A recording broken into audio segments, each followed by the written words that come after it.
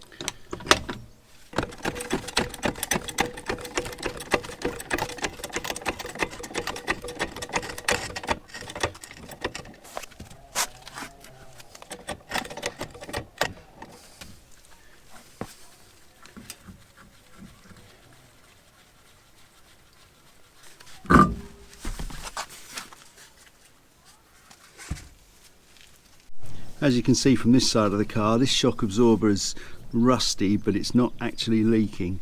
I'm going to replace both of them anyway, but this one is in much better condition than the other one. And in here again you can see the bolts for the bumper irons and the tow bar.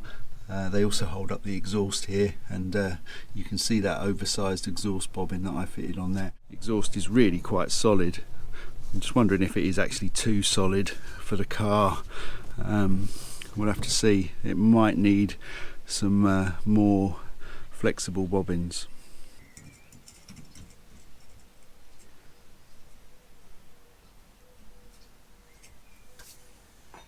So I'll just show you this. I like to use the jack, the car jack, this one is, from under the bonnet.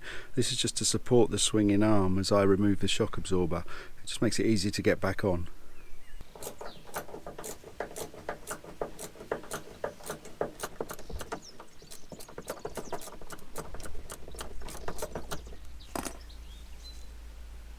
This one's a 15mm nut, one on the rear bush of the shock absorber, nut and a washer.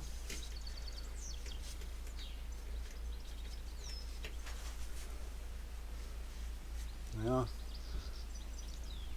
Nylock nut and a washer. This front one is 16mm. I'll just loosen this one off already. Obviously I'm going to need to put a spanner on the back and tackle the front with the ratchet. This shows you how clever the French are. This is a 16mm nut with a 17mm spanner size bolt.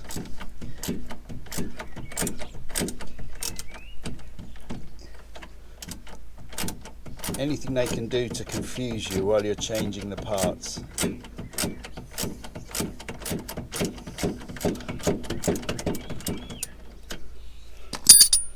So here they are. This is the driver's side original shock absorber that I put on, and this is the new Monroe one. They're exactly the same size. New bush, old bush. This one's fine actually. Looks a bit crabby, but it'll be fine. But I think there's the problem. This one says made in England.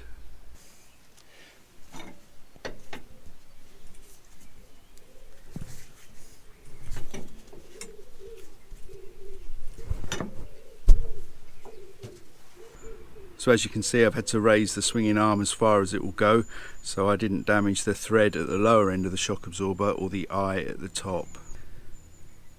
And I just used the Renault 4 jack to support the swinging arm, lift it up a little.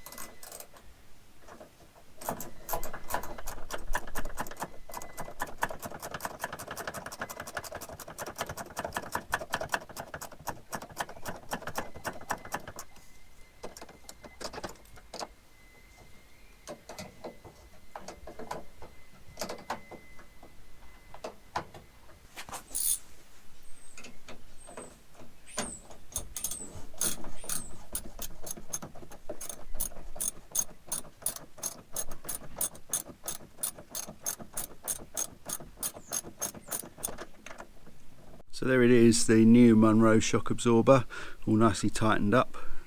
That's exactly what it should look like, no leaks, nice and solid. So one side done, let's do the other side now.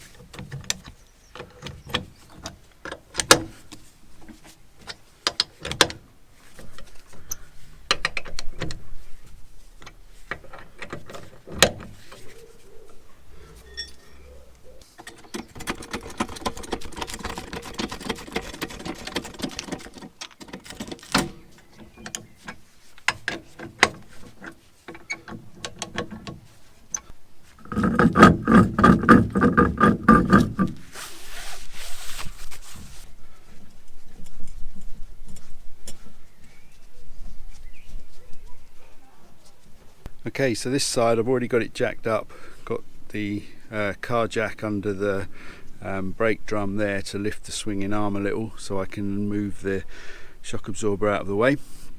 And in here you can see the shock absorber I showed you last time. This one now though, thankfully, is no longer leaking. I think all of the oil's probably gone, but that has completely failed. So I'm going to set about undoing that one and putting the new one on. I think it's probably worth saying now that this is not the way that Renault would do this. I'm sure they have much more sophisticated methods to do such things, but this is the way I'm doing it. So if you can get anything from this, great, but don't take my word for it. You have to try it yourself.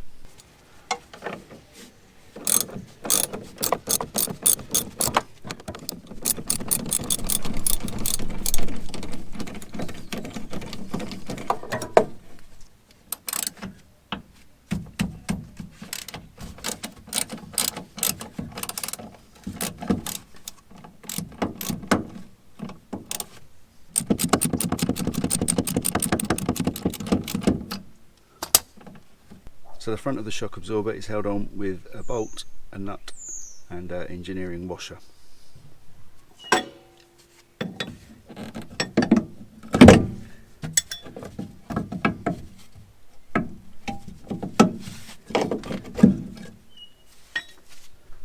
So this is the super oily one. It's obviously leaking out very nicely at the top section there.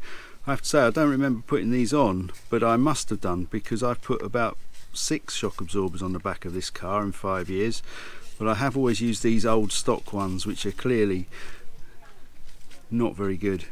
But this is a Girling original part, so you would have expected it to have lasted. Perhaps it did last about 35 years on the shelf and 18 months on the car. Perfect. But this all seems to be perfectly fine. Just more sand in here than anything else. This car came from the south of France, so probably been driven on the beaches at some point. Nice and sandy. I'm just going to assemble the bush at the lower end, put the cup on and the rubber. That's fine.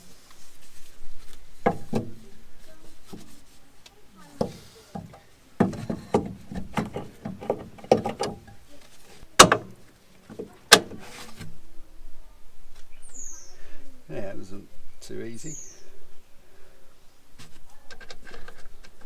Put the washer and nut them. So there's the new shock absorber in. Top bolt's in, just needs tightening up, and the bush at the bottom is all assembled. That just needs to be tightened up.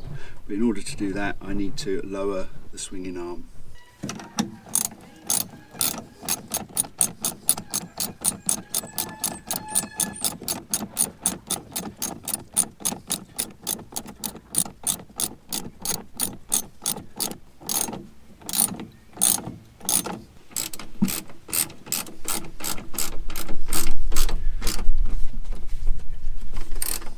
Just realised I've got another little job while I've got the wheel off.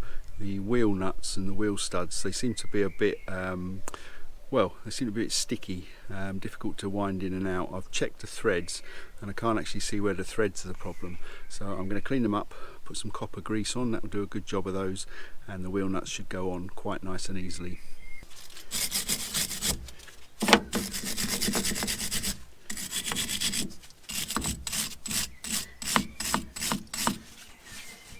Just using a scotch pad here to get into the threads. Copper grease.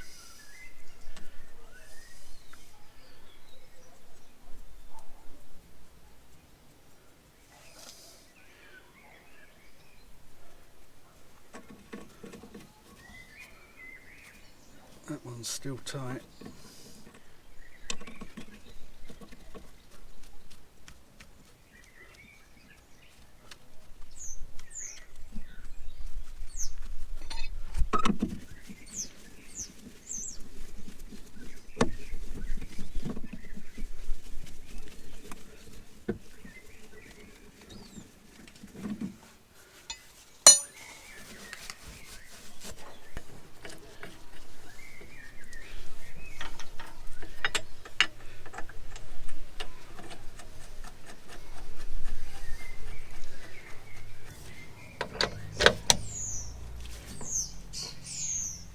So now I've got the wheel on, I'm just going to do up the wheel nuts and then I'm done on the shock absorber job.